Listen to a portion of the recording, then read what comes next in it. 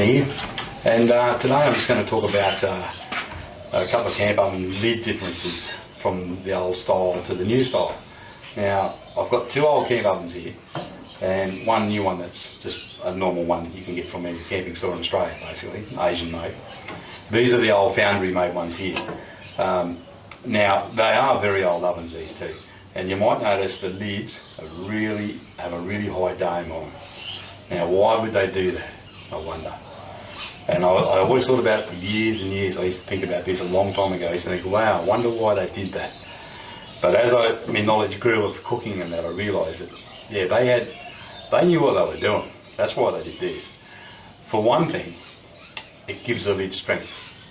Okay, so they can get a much thinner cast on the lid. The lid can be much lighter. If it was flat, they'd probably have a fairly chunky lid to get the integrity and the strength in the lid. So that's one reason. But the other reason is it's for the cooking. It actually makes it better by a long way. It really does. And there's a couple of reasons for that. Now, one, I'll just point out, as steam rising, if you've got bread in there baking, a pie or anything like that, you'll have steam rising up.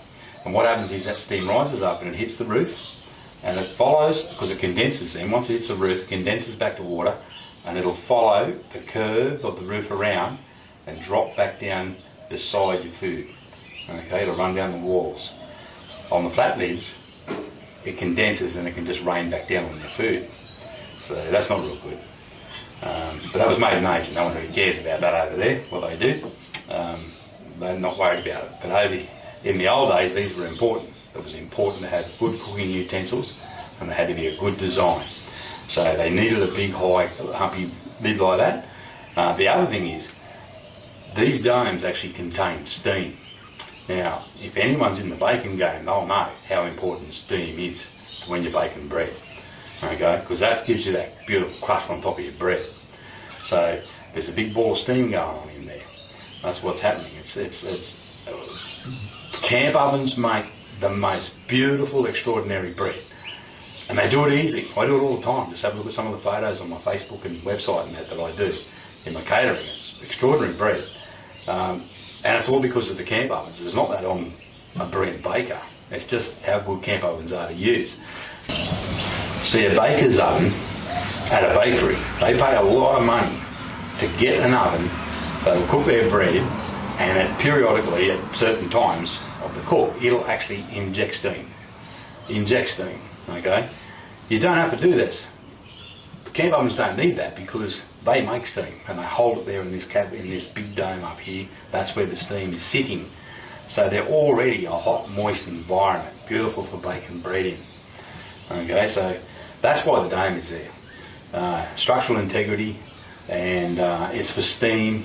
It runs off the condensation down the side of your food and not raining down on top. Anyway, very old, they were very clever, them old blokes back then, I can tell you now. And they were a work of art, these old ovens. And old, I mean old. This particular one here is the youngest of these two ovens here. And this one here, he's actually got a stamp on the side of him there. He's got his brand name right there. It's a badge, and it says Albion. Albion Stoveworks. That tells me this was the very last camp oven they ever made. It was made in 1907. So it's an old camp oven, well over 100 years old. This one over here, on the other hand, I don't know how old it is, but it's a Karen.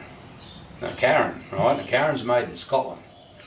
Now, the Scottish foundry, Karen foundry in Scotland, made camp ovens, or they were running as a foundry for nearly 300 years.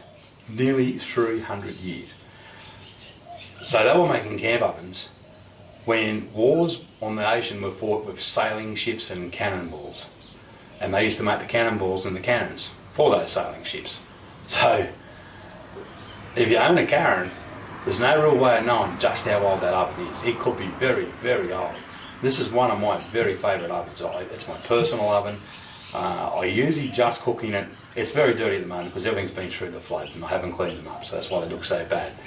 But I normally would cook out of this oven on a special occasion for myself or one or two people, and at home. It gets used at least once a year, usually 2 or 3 times a year, but usually only on a special occasion. And it normally sits, well, it used to sit when I had a house back in before the flood. It used to sit in the pride of my house up in the lounge room, and not out in the back veranda with the rest of the ovens in the collection. So it's a very valuable oven. I'm very, very fond of it, and it is an absolute gem to cook with. But anyway, that's why they have domey lids. And today they don't make those domey lids because it's cheaper not to. And I guess they've got other ways of getting their structural integrity. It's, well, they're thicker for a start. They're not as fine and oven. These ovens are very thin walled. The lids are very light. It's yeah, they just had a different way of doing things back then, I suppose. Anyway, that's why they got a dome on a camp oven.